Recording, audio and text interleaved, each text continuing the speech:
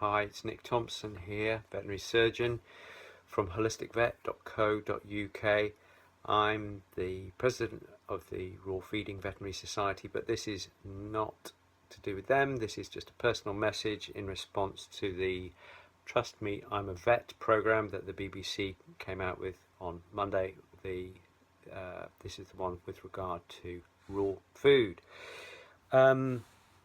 They describe it as the latest pet food craze, and I think that is pretty disingenuous, really. Raw food has been around since cats and dogs started eating, and so if you want the latest pet food craze, I would say it's more likely to be processed food, which only came about with kennel ration and things like this perhaps 100 years ago. So latest pet food craze immediately says that they're starting off on the wrong foot. They think that it's the wrong thing from the start, and throughout the piece there is subtle hints of them being anti-raw. The first image was the baby and the dog, hinting, beware your family, beware your baby.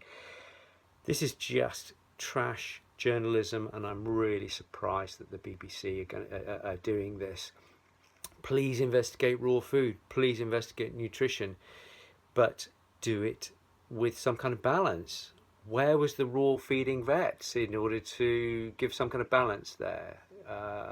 This is unbalanced, biased journalism, and it doesn't do animal welfare any good whatsoever. Yeah, it's not good. They describe raw food as being no healthier than ordinary complete pet foods, that they could find no good evidence. Well, I think just ask anybody who has converted their animal from a ordinary complete pet food onto a raw food, and you will find your evidence. They will tell you that their coats are better, that their energy levels are better, that they've lost weight. That's another part of the whole program, the whole obesity thing, which is another farce. That they have better poos, that they're, sometimes itch can improve, that they are overall more healthy and more lively and are much healthier. The first piece that they did within the segment that I looked at was they were looking at bacteria on the fingers after handling meat. Surprise, surprise. If anybody handles any meat product, or if anybody handles any food product, even if you go to a restaurant, you will get bacteria on your fingers. Even if you don't touch meat, you'll have bacteria on your fingers. So again, this is not helping to advance understanding of anything. This is scare tactics of the worst kind. They then swab the bowl. Well, if you swab the bowl of my my soup at lunchtime, you're going to get bacteria. Okay, and I'm pretty healthy. This is distraction and inappropriate use of the BBC. It's supposed to be public service broadcasting. Giving such a swayed opinion is not public service broadcasting, BBC. Shame on you. They then swabbed the dog's mouth and found bacteria.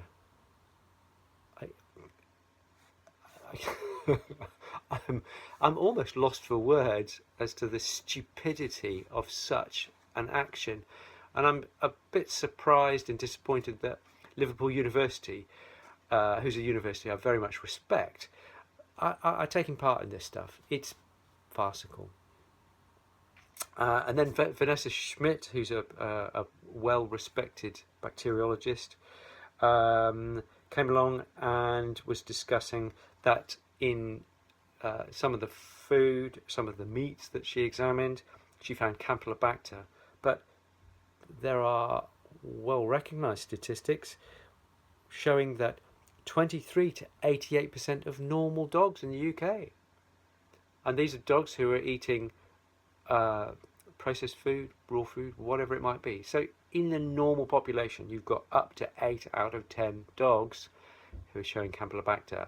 So Vanessa, that's a no-no. This is again taking scientific research in order to mislead.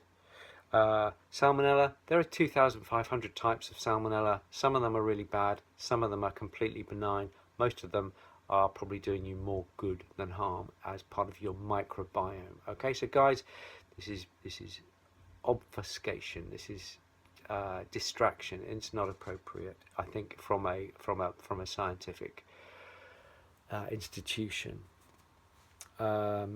She then went on to say about 114 dogs' stools that have been analysed, 76 from standard processed food, and they found that they contained more bacteria from that contained resistance, and that there were more salmonellids in there. Okay, first of all, bacterial resistance. Where are the figures? Where are the methods? I've just looked at the website from Liverpool University. This paper is not published. How did you do it? If we're going to do science, let's do proper science. You say you found salmonella. What type of salmonella? Are they pathogenic salmonella? Don't know. If you look at the 2013 paper by Freeman and Chandler et al., they took 25 references of studies of bacteria and contamination of foods and examined those, and there are papers saying that you can find bacteria in foods. However, in that, the most complete paper that I know of a review of raw feeding, they didn't have any substantial evidence of animals or humans becoming ill as a direct result of eating raw food. Okay, no evidence. So this is the context. We've got to look at these things appropriately, yeah? If we're going to do it scientifically. Trust me, I'm a vet. So hygiene is massively important whenever you're handling any food stuff, really, especially meats. Okay, if you're handling your chickens in the backyard, hygiene is a good idea.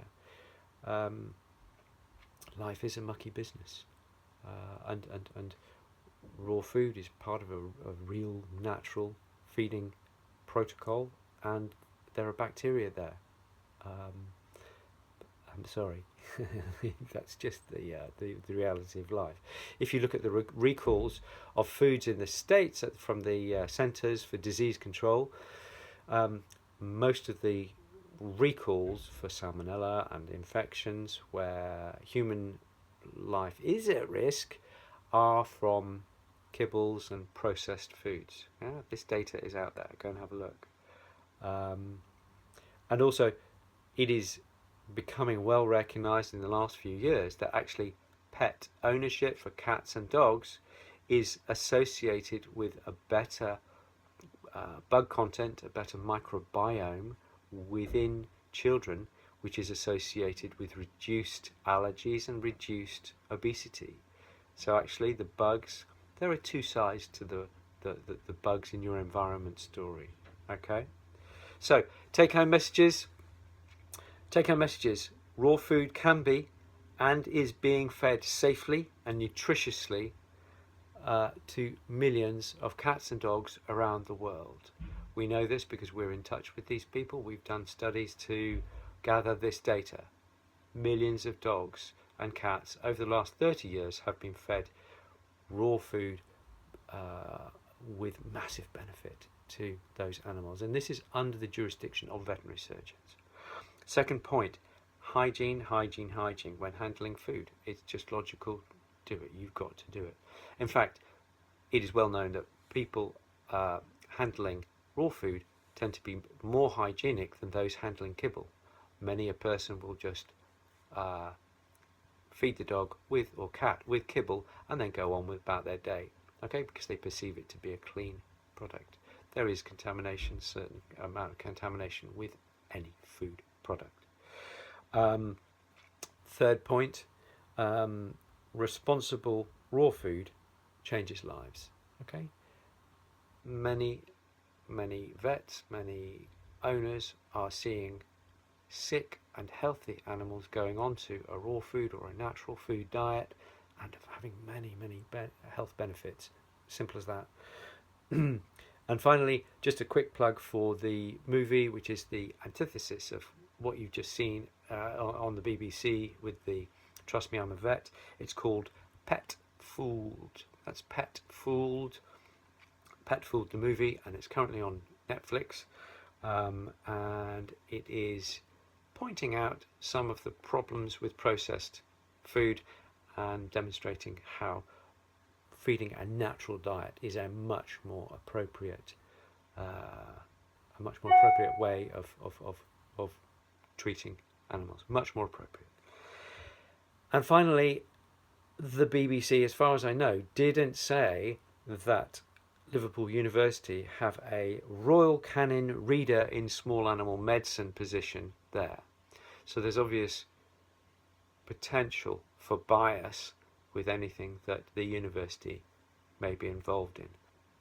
I'll say that again. They have the Royal Canin Reader in Small Animal Medicine at the University of Liverpool. So they have obviously a business link with Royal Canin. There you go. That's me. Just some thoughts from me personally. I just had to get this off my chest because I think it's going to be a hot potato. Raw food is healthy. Responsible raw feeding is the future as far as I'm concerned. Thank you.